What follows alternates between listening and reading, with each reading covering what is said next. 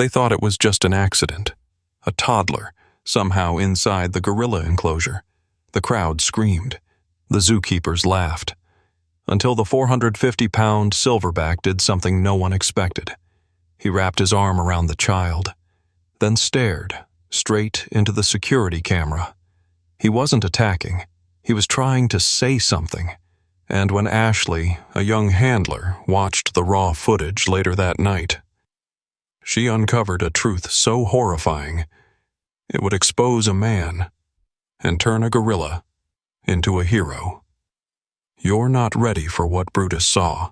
It was one of those sticky, heavy summer days where the air clings to your skin like syrup. Willow Creek Zoo was packed with families, strollers, and the screech of excitement from kids on summer break. Everything felt normal, until it didn't. At exactly 12:04 p.m., a piercing scream shattered the hum of the crowd near the gorilla enclosure. A mother, wide-eyed and frantic, was pointing over the railing. "My baby! He's in there! He's in there with the gorilla!" Gasps and chaos erupted instantly. Security whistles blew. Cell phones came out. Tourists pushed forward, climbing the railing to get a better look. Down inside the enclosure, on the soft grass surrounded by fake boulders and thick ropes, sat a toddler, maybe 3 years old, curly-haired, wearing a blue Paw Patrol t-shirt and one shoe. His legs were scraped and his head lolled slightly, dazed, confused. Right next to him sat Brutus, a 450-pound silverback gorilla known for his silence, his size, and his utter lack of interest in humans. But today, Brutus wasn't ignoring anyone. He was watching the child. And then, in one slow, deliberate motion, he reached out and wrapped a massive arm around the boy's shoulders. Gently, like a seatbelt made of living steel. People screamed. A security guard shouted, "Get the tranquilizer!" Another radioed for the vet. But behind the scenes, not everyone panicked. Ashley Monroe, 26, one of the youngest primate handlers at Willow Creek, stood frozen at the observation window. Something didn't feel right. Not about the child, not about Brutus, and especially not about the way the gorilla was sitting. Not aggressive, not anxious. Alert. Watching. "I don't think he's going to hurt the kid," she muttered, half to herself, half to the head zookeeper beside her. He snorted. "You're giving that beast too much credit. He's just confused." Ashley didn't answer. Her eyes locked on Brutus's face. The silverback wasn't focused on the child. He wasn't looking at the crowds or the chaos outside the glass. No. He was staring straight into the security camera mounted on the far wall, unblinking, unmoving, as if he knew it was watching, as if he was trying to be seen. That gave Ashley chills. "He's not acting wild," she said, her voice firmer now. "He's acting deliberate." The laughter from the older zookeepers didn't stop, but Ashley kept watching. A few minutes later, emergency staff rappelled into the enclosure and distracted Brutus with a food lure. He backed off without resistance.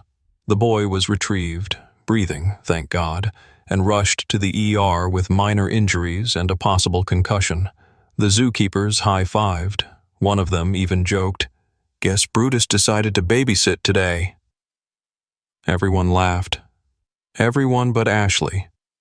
She couldn't shake the feeling that Brutus had done something on purpose, that he wanted someone to look closer. And later that night, when the crowds were gone and the enclosures locked, Ashley did just that. She went into the security office, sat down beside the overnight guard, and pulled up the camera feed from earlier that day. The footage that followed didn't just raise questions. It opened a door to something none of them were prepared to see. Ashley Monroe sat in the dim security booth, heart pounding, fingers clenched tight around a lukewarm coffee cup she hadn't touched. The night shift guard, a sleepy guy named Marcus, yawned beside her, pulling up the camera footage from earlier that day. Just looking for the kid falling in, right? He asked, not really expecting an answer. Ashley didn't respond. Her eyes were already glued to the screen. 12:07 p.m. That was the public timeline, the moment the zoo claimed the child accidentally slipped over the railing.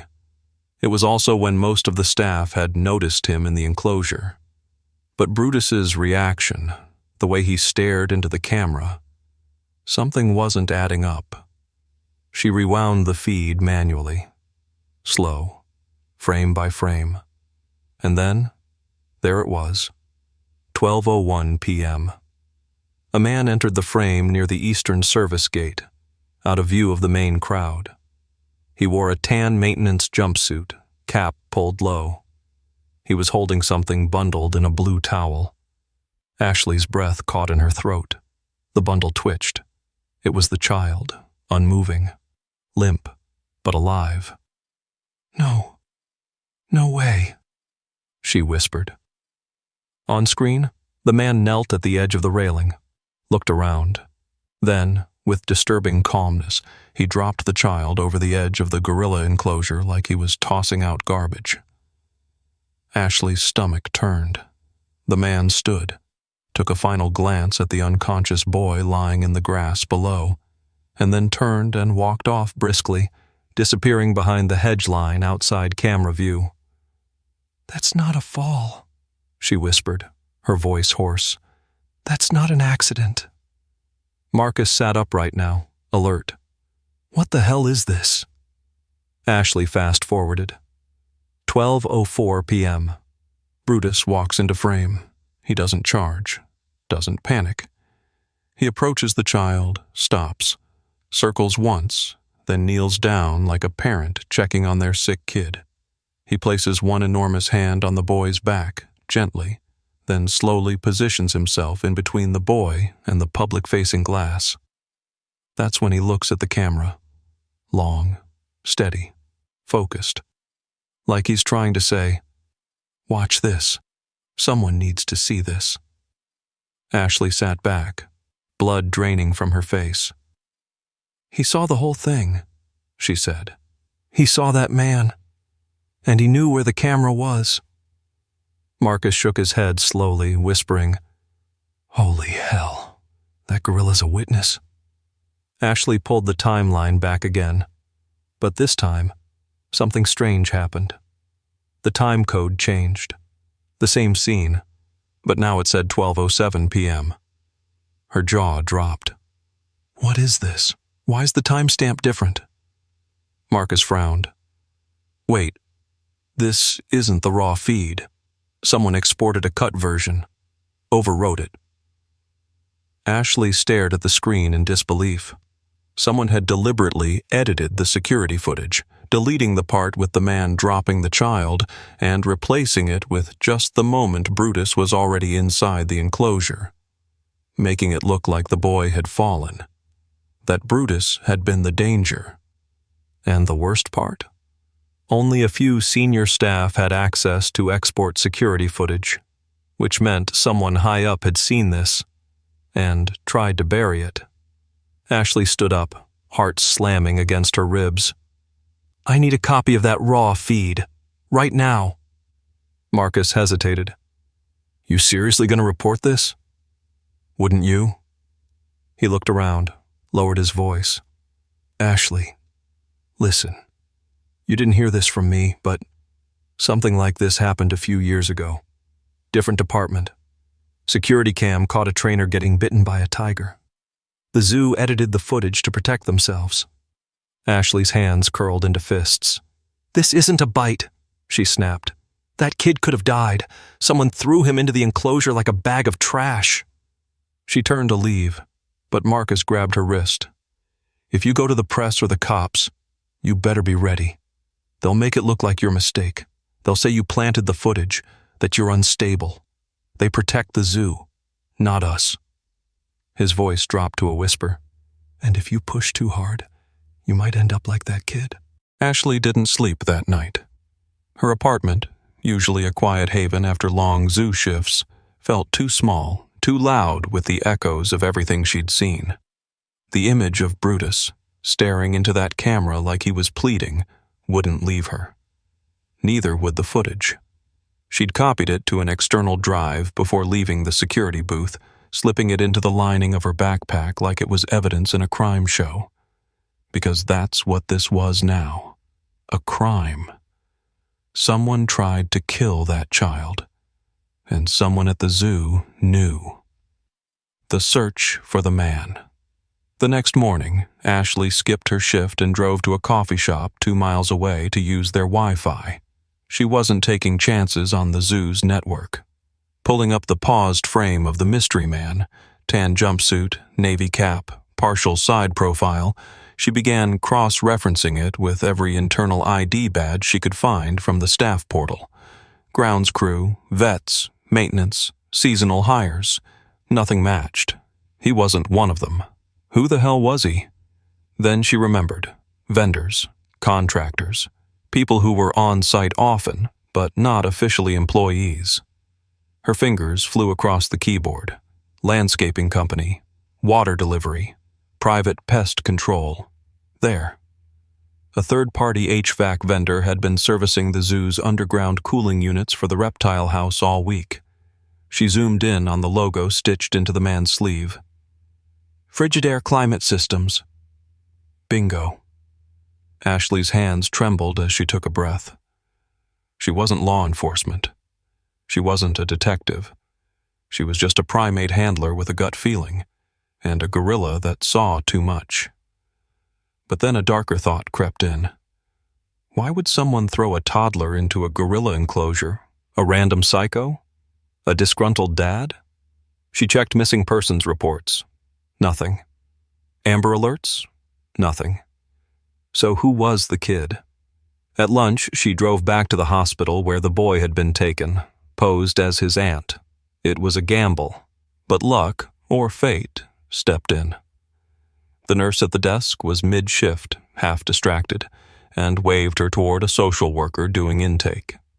He's still being evaluated, the woman said gently. Little guy's lucky to be alive. Do they know who he is yet? Ashley asked, trying to sound casual. The social worker sighed. No ID, no parents. No one's come forward. But CPS is on it. Ashley nodded, trying not to show how fast her heart was beating. No parents? No one had reported him missing? She pulled up the footage again, watching the man drop the boy one more time, and this time noticed something. A small blue sticker on the boy's sock. She zoomed in. Sonny Tyke's preschool. A preschool.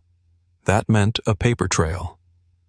That afternoon, Ashley returned to the zoo, the footage burning a hole in her pocket. Everyone else was acting like nothing had happened. The official story was being cemented. A freak accident, child fell, no one at fault. Brutus was back in his enclosure. Calm, quiet.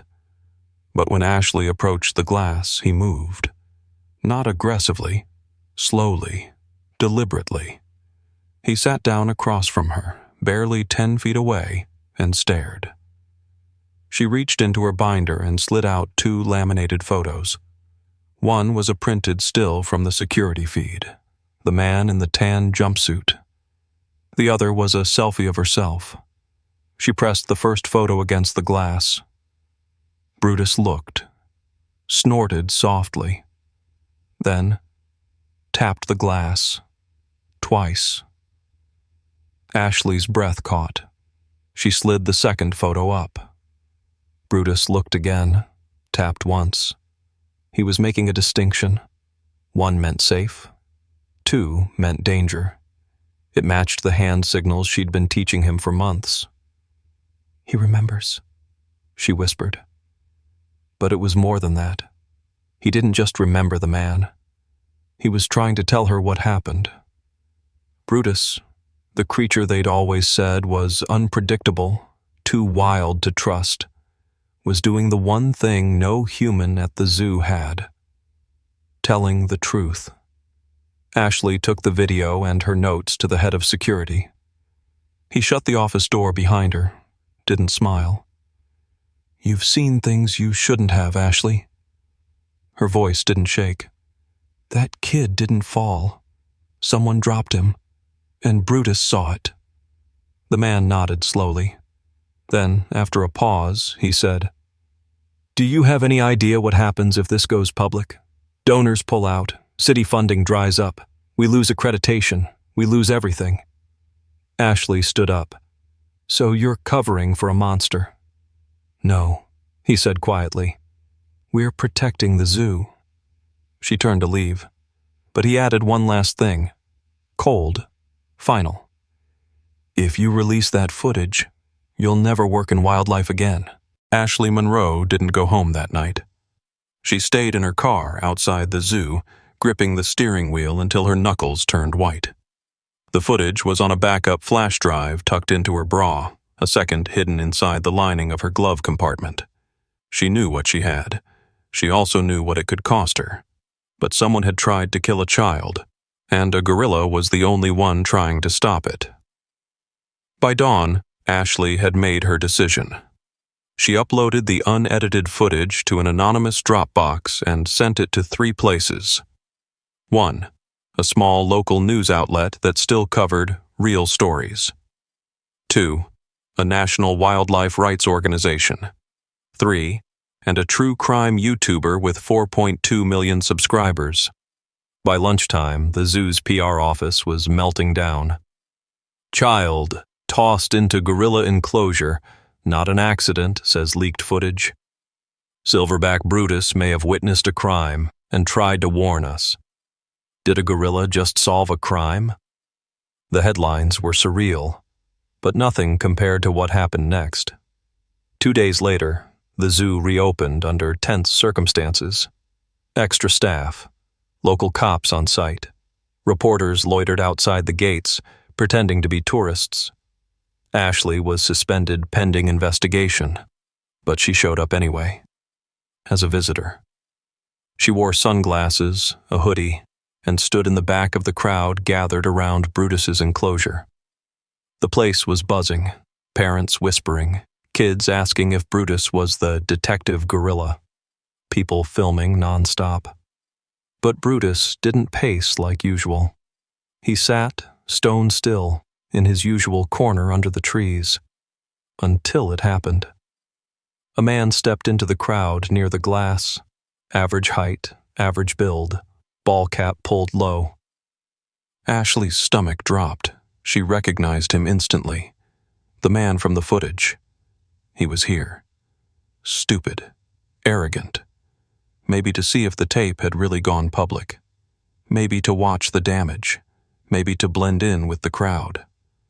But Brutus saw him too, and for the first time since that horrible day, Brutus stood.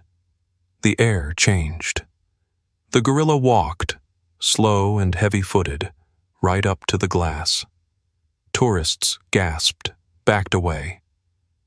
And then, with the full attention of the crowd, Brutus raised his massive arm and pointed, straight at the man in the hat. Not a swat, not a lunge. A point, deliberate, unblinking. The man froze. People turned, looked from the gorilla to the guy in the crowd. "Is he?" someone whispered. "That's him," Ashley said, stepping forward and pulling off her hood. "That's the man who threw the child." For one long second, no one moved. Then, "Security!" The man bolted, but too late. A zoo staffer tackled him to the pavement. A dad in cargo shorts helped hold him down. Police rushed in. Screams. Phones out. Chaos. But Brutus? He just sat down again, calm, watching, as if to say, "Told you."